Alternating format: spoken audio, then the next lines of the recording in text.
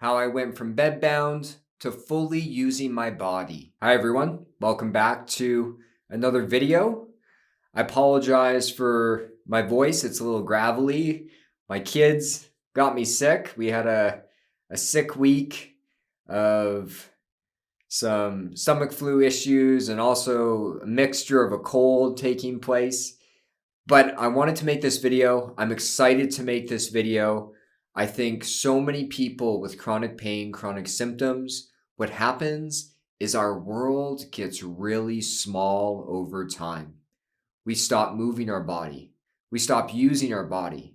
We stop eating certain foods. We stop going out doing activities. And I want to be clear, no one is to blame for this. When we have these really unpleasant sensations like pain, fatigue, dizziness, it makes sense that what we do is we avoid anything and everything that we think could be triggering our symptoms. Now, I'm no exception to this. My story, I had widespread chronic pain for about 3.5 years. And about 2.5 years in, my world had gotten so small. I was in agony every single day. I avoided walking. I couldn't walk more than 5 minutes at a time. I avoided going to grocery stores. I avoided using my hands. I stopped playing guitar because it hurt my arms too much.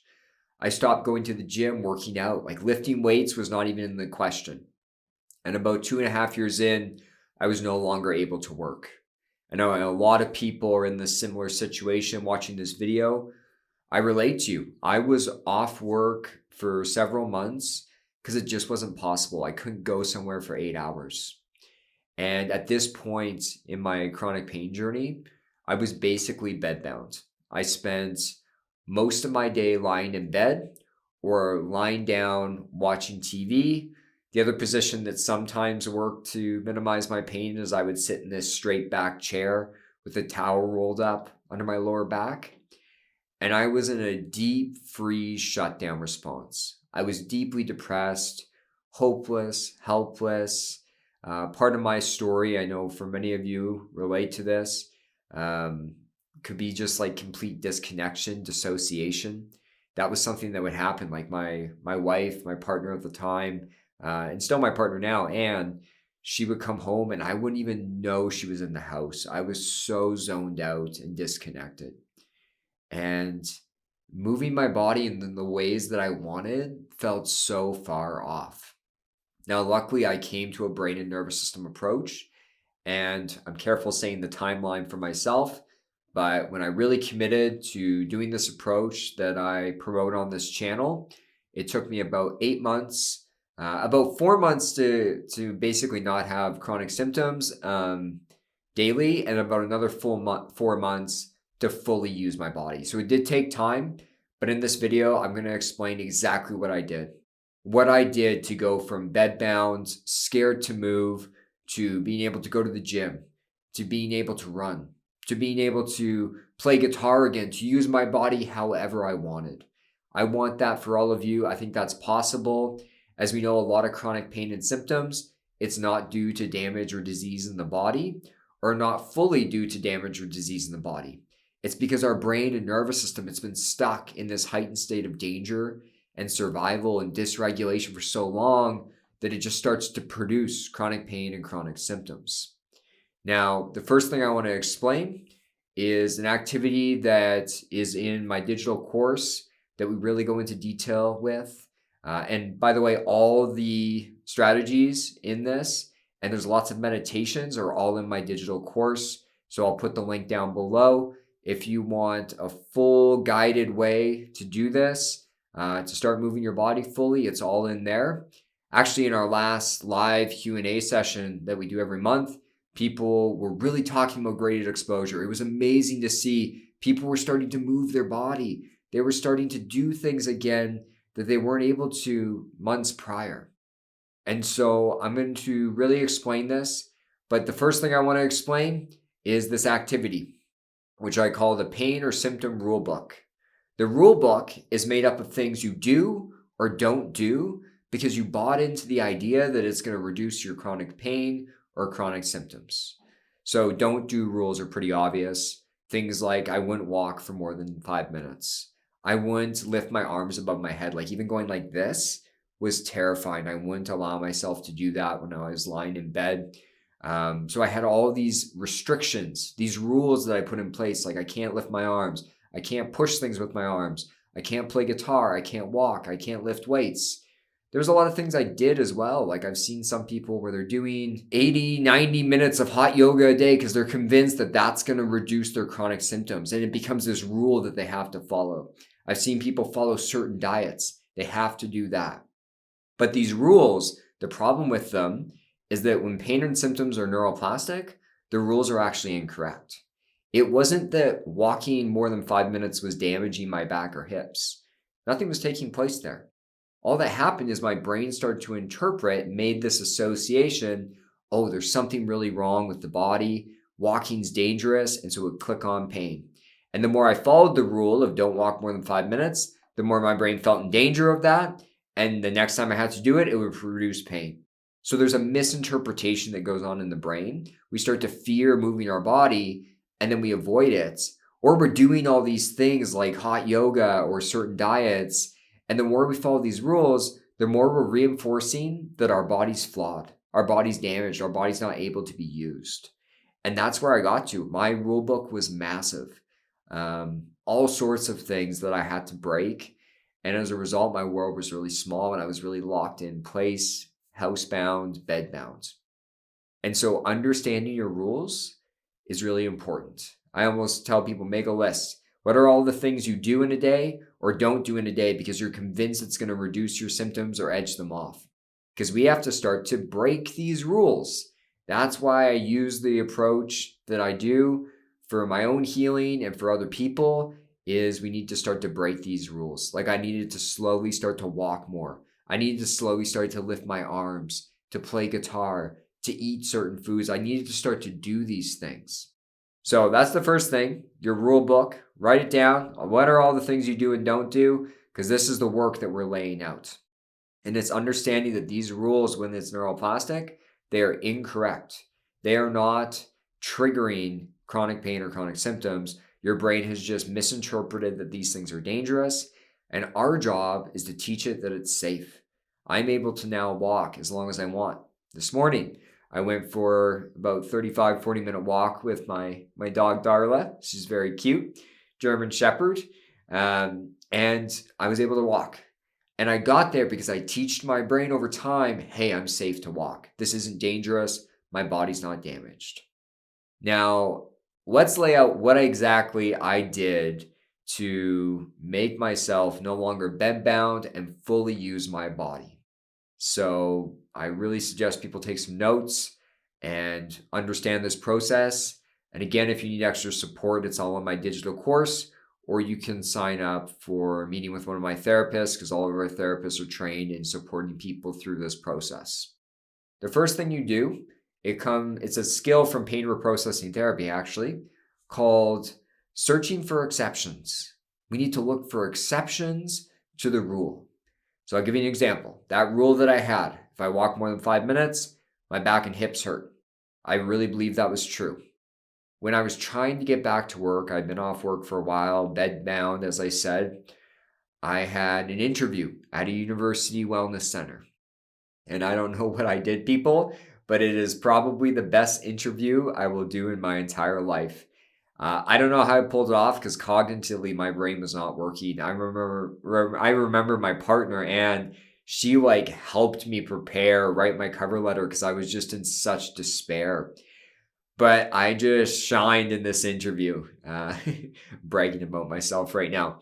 But I did, and I killed it. I knew I got the job, and afterwards I was so excited that I walked around the university campus for about probably 25 minutes, and I really didn't have chronic symptoms. I didn't have chronic pain in my back or hips, which was always there after 5 minutes. Now, that's a big exception, but it's an exception to the rule that walking equals pain.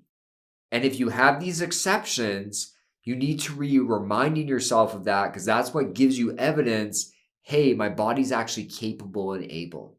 Now, it doesn't need to be such a big exception. There were times where, for example, I would practice sitting on couches And couches really caused chronic pain in my neck, back, legs. But every once in a while, I'd be in a good mood and it wouldn't be as bad as usual. And the reason you want to search these exceptions out, because these are great evidence you want to feed yourself. And later on in this process, as I'm going to explain that I started to practice the exposure of actually walking, I'd remind myself of that university example over and over again, showcasing to my brain, hey, you can walk. You did it the one time. If your body can do it once, it can do it again. You're safe to walk. Some people don't have exceptions. That's okay. Look for them as you start to do this work of fully moving your body again. More exceptions will pop out. Lots of people don't have them at first, so don't despair about that. You can still do all the other steps in this process. The second piece that I explain is specific, safe self-talk. So safe self-talk, generally, as I've explained on this channel, is this way of giving ourselves messages that create safety. So a lot of times it's evidence of, I know my pain is triggered by my anxiety. I know it's inconsistent. I know it moves and spread. For this reason, I know my body's not actually damaged. This shows me my pain's neuroplastic. I'm okay. That's a message of safety, a complicated one. Or telling yourself, this sensation's temporary. It will pass. Using this approach, I'm going to heal. The reason I say specific, safe self-talk, because we need to be specific when we have these rules that we're trying to break, because our brain has a strong association. And to be honest, it has an unconscious association. Here's a great example. When the last year I was in pain, I go to my aunt's Christmas Eve party every single year since I was a little baby. And I went and my knee, I think it was my right knee, it was so painful. I had to sit most of the party as soon as I walked in the door. By the next year, I've been out of pain for 6 months. I only go to my aunt's house on Christmas Eve. I walked into the house, my knee lit up. Even though I'd been out of pain for 6 months, I wasn't thinking about it. I wasn't worried about my knee pain coming on. My brain had such a strong link. So we need to give specific, safe self-talk that our body's okay. We're able to do these things. We're not damaged, and that this is a mistaken rule. This is a mistaken association. We're safe to do this. And so using your exceptions can almost be this safe self-talk. I would remind myself of the university example, remind myself, hey, you're safe to walk. Your body's able to do this. You've already proven this before. But you need to be specific. So as you start to engage in moving your body more, you're using your exceptions and you're using your specific safe self-talk to cultivate a felt sense of safety. This is more the cognitive side of things. But we're going to carry on. So I was doing all of this as I started to move my body. The next thing is nervous system regulation. So before I started to do exposure to moving my body, I would always regulate my nervous system first. You have to understand, if you're slowly starting to widen your world, as I said in my example, walking a little bit more than 5 minutes, your only job is to teach your brain that this is safe to do. That's it. It's going to trigger pain. No matter what you do, you are going to have pain flares. It's going to be bumpy along the way as you do this. You're able to do it, but just don't think that you're going to do this without having any pain. But my job was to create safety. So nervous system regulation, I have lots of practices on this channel in the meditation section on my main channel page. But for a lot of the time when I was healing, I would do some breath work or some type of tapping or massage routine, some meditation to regulate myself first before I went and did the actual exposure to the activity. So you always want to regulate first and then retrain the brain after. That's the order that I always tell people. And you can regulate after the brain retraining if you need to, but you want to put your brain and nervous system in this safe, connected, calm state before you start to do it. You have to understand that your brain views this movement as very threatening. It's not uncommon that as you start to break this conditioned response, as you start to break this rule, such as walking more than 5 minutes, you're going to have pain. But the other thing you're going to have is dysregulation because your brain views this as quite threatening and you've avoided it for so long. So I had to combat the anxiety that came with that because I was terrified to start to move my body. But by doing some nervous system regulation, some breath work for 5-10 minutes, and then doing it made it much more easy.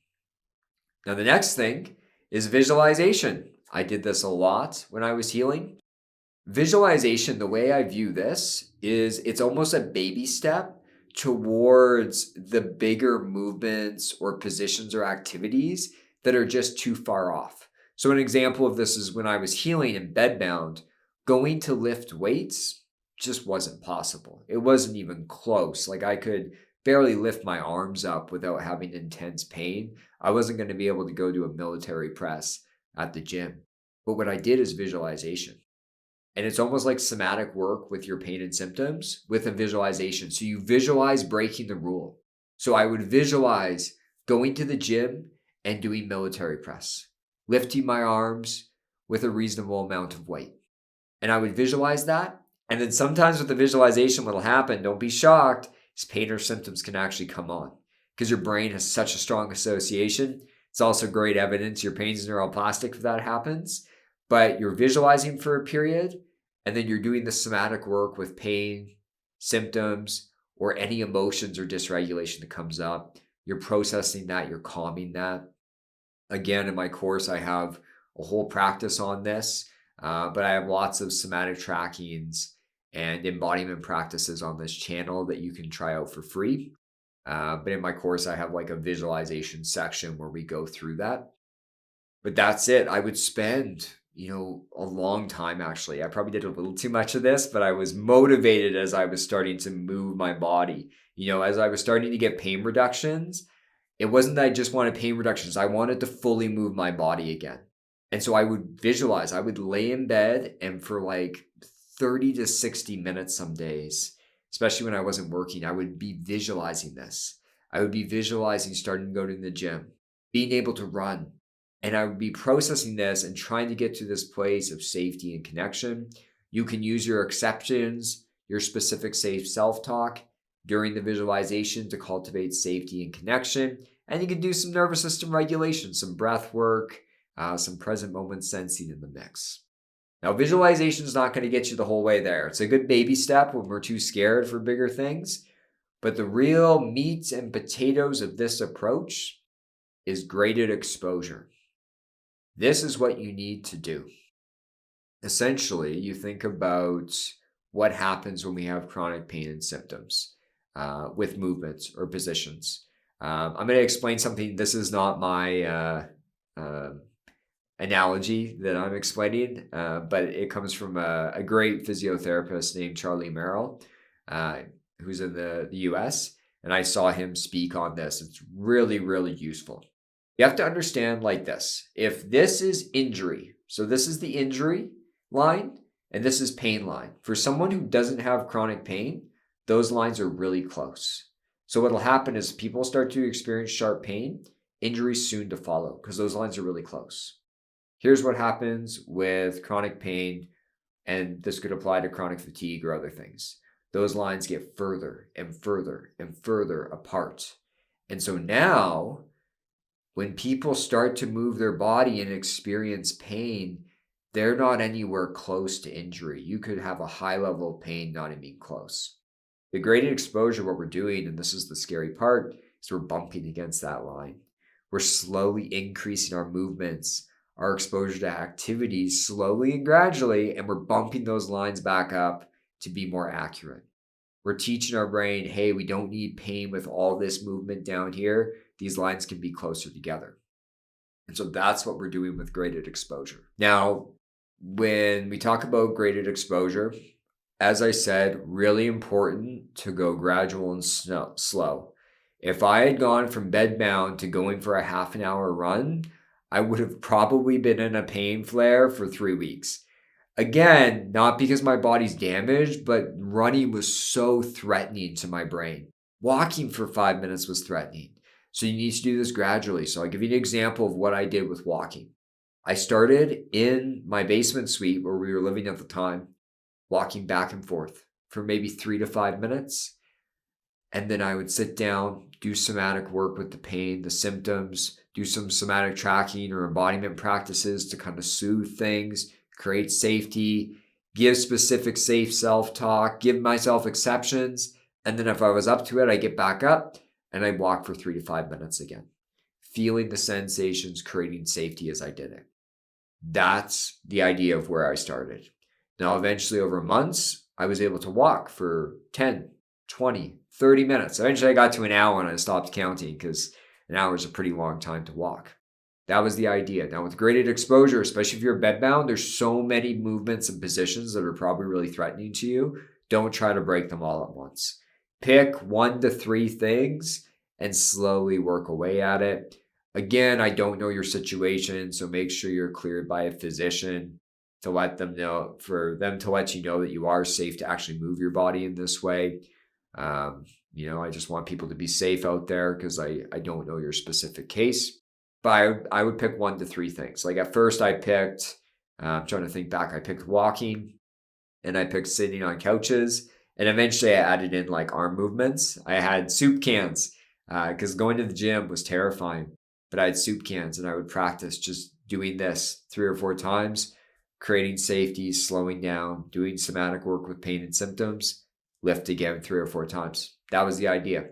Now in my digital course, we have whole practices on this. So if you need the extra support with this, you can definitely check that out. The link's down below. And we have live Q&A sessions where, the theme of the last one was really graded exposure and breaking it down and answering everyone's specific questions. Because although I'm explaining this as best I can, every single case is a little bit different. If I'm working one-on-one with someone or I'm answering questions in the Q&A in my digital course, there is nuance to this, and I totally understand that. But yeah, slow, gradual, pick 1 to 3 things and then increase, right? So don't quit halfway. That's what I tell people. If you get to 20 minutes of walking, you're like, oh, that's good enough. No, you can keep pushing the line. But the reality is, as you bump against that line, there is going to be pain. We want to do it slow enough that you're not having flares of pain, fatigue, or dizziness constantly, but there is going to be some pain. I've never seen one person go from bedbound to fully using their body without having some bumpiness of pain or symptoms along the way. What I'll see people do is this, and this is what not to do, is they're willing to do the movement or position until pain and symptoms come on, and then they take 20 steps back. It's going to take you 50 years if that's how you go about this. So you have to accept and allow yourself to somatically create safety with the pain and symptoms as you go. Now, eventually I went to the gym, and at first I was only lifting these little 2.5 pound weights. And at the time I remember feeling, and I relate, probably a lot of people relate to me, I felt kind of embarrassed. I was like, there's people here that are 10 years younger than me. There's 12-year-old kids lifting 20 times more weights. But I just owned it. I went, I felt confident. I created safety in the gym. I barely did anything, but I was there, and that's what mattered. I was there and I was working. I spent most of my time in the steam room, to be honest, at first. But eventually I could lift weights, I could deadlift, I could do all these things that I wanted to do. It just took some time. This isn't going to be overnight if you're bedbound to fully moving your body. You need to chip away at it consistently. If you have flares, it's okay to take a few days off. I don't want people pushing through pain because that's not helpful. But that consistency of the brain retraining to fully use your body again is really essential here. The last thing I'll mention, this is a fun one that I think a lot of people, miss out on using, is pleasant and rewarding. Again, your only job when you have chronic pain, chronic symptoms, and you're trying to move your body again is to teach your body, to teach your brain that you're safe to do this. You're safe to fully move and do this activity. I'm safe to walk more than 5 minutes. And one of the beautiful ways you can do this is you pair as many pleasant things as possible with that activity or movement as you do it. So what I would do with walking is I'd put on a fun playlist, a laid back playlist. Sometimes I'd joke around with Anne as I would do it. She'd be sitting on the couch, I'd be walking back and forth. Sometimes I would go to my favorite nature spot, even just to walk for 5 minutes to really be in the serenity of nature that I really enjoyed. So that's what you're doing. You're pairing as many pleasant things as possible to teach your brain, I'm safe to do this. As you can probably tell in my voice, well, I'm a little sick, but I'm also very excited to talk about this topic, because the reason we were doing this healing work using a brain and nervous system approach is, of course, to reduce or eliminate our chronic pain, chronic symptoms. And again, I've seen so many people do that. But the reason we're doing that is so you can live the life that you want to. You can move your body the way you want to. You can go to activities. I had an amazing moment where I don't remember how many months in I was, maybe 3 or 4, but I was on my honeymoon and they had ping pong and we were in Mexico, and I love ping pong, but I hadn't played in many years. And I just got into it. I went for it. I had done enough graded exposure where all of a sudden I'm doing these jagged movements, I'm running around, and I barely had pain, just soreness. And that freeing feeling is what I want for all of you. So consider all the things I talked about in this video. They're really essential to go from BedBound or wherever you're at to fully using your body. Again, if you need extra support, my therapists are able to work with clients in Canada. I'll put the link down below. And we also have that digital course, which has a whole section on this, which is much more in detail with practices to guide you forward. So thank you everyone for watching. Please put your questions, comments down below. Hit the like button, subscribe to my channel, and I'll talk to you all soon. Take care.